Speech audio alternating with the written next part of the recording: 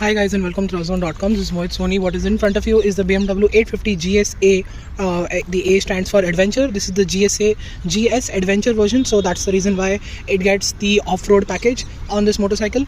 And as you can see, we've already reviewed this 850 in the past, but it was not the off-road version. This is the first time we are getting the off-road version, and for a good reason, because we've chosen to test ride it because there's been a massive price drop on this motorcycle, almost 4 lakh rupees down than the previous time that we knew that the prices were around 17-18 lakh rupees. Now they are around the 14 lakh rupee mark because BMW has made sure that these motorcycles are now coming in from Thailand instead of Germany.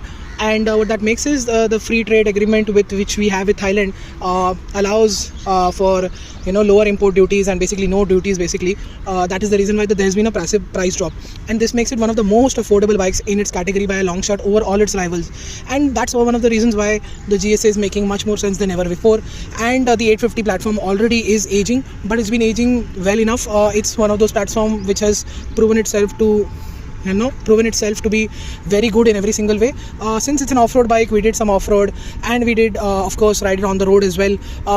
This time our stint has been a little bit short, but we've put on enough kilometers and we have experience from the past of what the 850 platform has to offer. So let's begin with what is on offer with this motorcycle. You can see the 21-inch spoke wheel is a tubeless unit that is being offered, but the rear wheel continues to be a 17. This is not even a 19. So that is one of the reasons why this platform gets a 17-inch wheel at the back and 21 in the front. I'm sure BMW could have put in a bigger wheel at the back, but it's not necessary because it's an 850cc engine after all, and it's not a 1260, so it doesn't need that extra thing. I think 21-inch wheels at the front is good enough. But let's talk about the design also a bit, because you're already familiar with the design.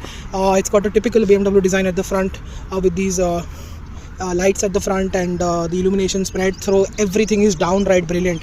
So you've got the LED DRL as well. You've got these auxiliary lights which also help in making sure the illumination through spread on a very dark road which we were on the highway. It lit so well that I was really confident while riding the motorcycle even in pitch black darkness.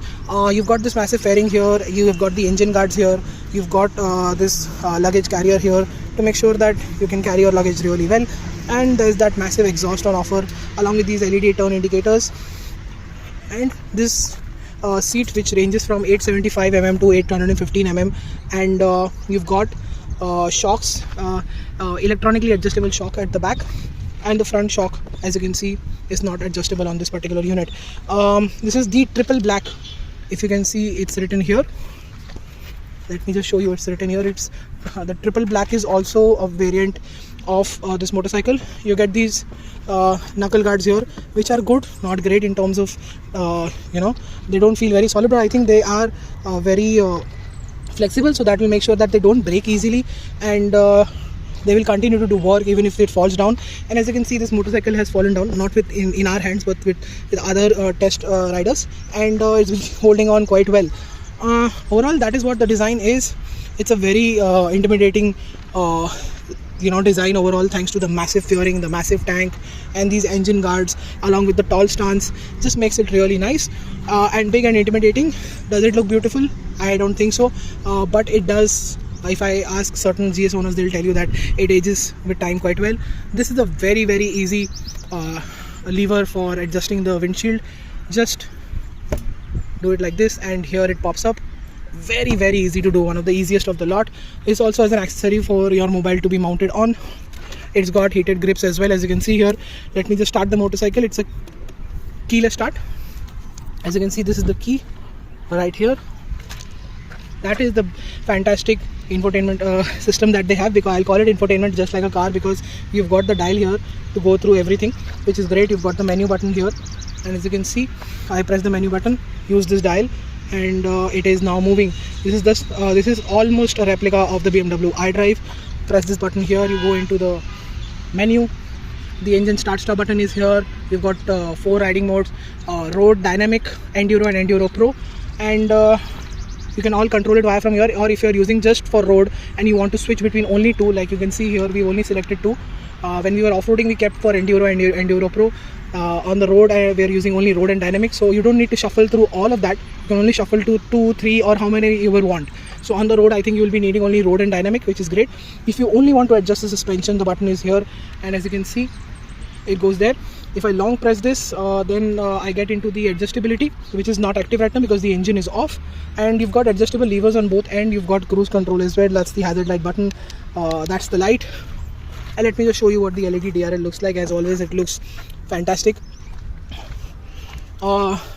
Since the GS platform is always made in the way that the subframe is as low as possible because you can get a lower seat height, they've accomplished that really well over these years. And that's the reason why even me with 5'11" with boots, or even with not so tall boots, I've been able to get my foot down with a slight tilt of the motorcycle. So that makes it really nice. I've been able to ride it in the city as well. I've been taking U-turns with no problem whatsoever because it's not been putting a lot of weight on my hands or my back or anything like that. So I have ridden this motorcycle quite a lot in Bombay city as well. I found it really impressive because, as you know, with GS you don't need to stop over anything. When you're on it, you just gas and go over any sort of bad road, it will just go over it. And coming to that fact later, you've got the keyless button right here. And yeah, these are the features that you will go through. And like I said, use the wheel right here, go into settings. You've got vehicle settings there. Use the dial like this now, and you get all this. And go inside. Brightness is full. Let's go into system settings. You can see the system details. So that's how the system works. Let me just show you vehicle settings once, and you can see yeah, those are the modes. In fact, there is a rain mode as well. I didn't see it because I didn't use it. It's not been raining, so I did not. And yeah, pretty impressive to have all of this. Go back to the menu, go back to the main screen. That's it. So you've got a lot on this motorcycle. You've got a quick shifter, you've got slipper clutch, you've got a 21-inch wheel at the front, you've got this beak here, and most of it, at least these auxiliary lights are and these crash guards are in fact optional extra. What is it like to ride? Let's find out. So what is the BMW 850 GSA like to ride? Well, this is a 850cc motor making 90 bhp of power and 86 Newton meters of torque with 91 RON fuel. If you put 95 RON fuel, it will deliver 95 PS of power and 90 Newton meters of torque. Is what the BMW what BMW says.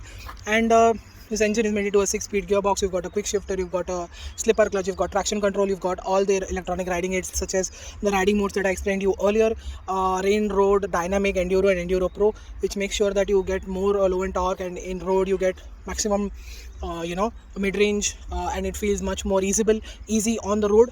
And we've spent time with the enduro mode along with the road and the dynamic. We didn't use the rain or the enduro pro because we've not put it really through the off-road session like we did earlier. And what we can tell you is that it remains very capable in this BS6 phase 2 avatar. The engine does feel a bit thrashy when you're really revving it. There is a bit of vibration on the foot pegs, but on the tank, on the handlebar, it's all sorted. And that's in terms of refinement. The engine noise continues to be the same in terms of how it has been always. Also, overall the engine is smooth, and most of the time it's only at red line when you will notice the vibrations, or else they are not there. What else we can tell you is that there's a lot of low end and mid range torque depending on what riding mode you are in. Like I told you, Enduro Pro gives you a bit more snappier throttle response and more low end torque. Dynamic mode also does that. It makes the throttle more sharper and more responsive to your needs, and that makes it very easy and very fast to ride on the road. What also happens is that you really enjoy this bike on the road as well. Put it into dynamic mode, and the suspension also at the back adapts accordingly, and you get more out of this motorcycle on the road. Brakes are good. The adjustability on the lever also makes a world of a difference, so you should choose that accordingly. The only thing which I am not really keen on are the front tires, which are way too slim, and the expansion joints between two lanes. While going from one lane to the other, if the expansion joint is slightly higher, it will sort of slip even when the tire is cold or even when the tire is warm. That's what we noticed, and I think a fatter rubber at the front is much really needed. At the back, it's been doing its job really well. The tires take some time to warm up. Once they do, they feel very confident while going around the corners, and the stability is good. It holds its line quite well, if not very well, and it is a motorcycle that can do off-road, on-road with ease. It feels confident all the time, and that is what is required from a motorcycle like this, and it delivers that aspect really well. It's got a lot of seat height, like I said, from 815 to 875. That will make it much better for a lot of people of various heights to get comfortable with this motorcycle. And once you do, you will really enjoy this motorcycle. You can actually push this adventure tourer motorcycle. You can use it for off-roading all the time. You can do it all with this, and it still feels very accessible and very in the way it behaves, and with the pricing also now being very affordable. And BMW's network has also been stretching. The last time when we were testing these bikes, the dealership was good, reach was good. Now it's even better, so that makes life easier for people who want to be everywhere. Obviously BMW has the opportunity to expand more and more. That is never enough, and I think that will continue to happen as well, because BMW has been expanding down south at least very rapidly. And that's what makes this motorcycle very impressive. Like I told you, almost a 4 lakh rupee price drop on this motorcycle. This particular one costs around 14 lakh rupees ex showroom, without the accessories of course. And this makes it a very, very impressive motorcycle indeed. We are always impressed with the 850. We continue to do so in the adventure version here as well. And yeah, it's got something that it needs to get fixed, but those are very easy fixes, and I think that will come sooner or later. You can do it on your own as well. And I guess it's time for the 850s also to be facelifted seriously, but that will happen in the next couple of years. Before that, enjoy this sort of mechanical, one of those last motorcycles from BMW which feel very mechanical, old school, capable, fun and practical at the same time. That's it. Thank you so much for watching this video. Make sure you like, share and subscribe. Follow us on our website and social media for everyday updates. Until then, goodbye.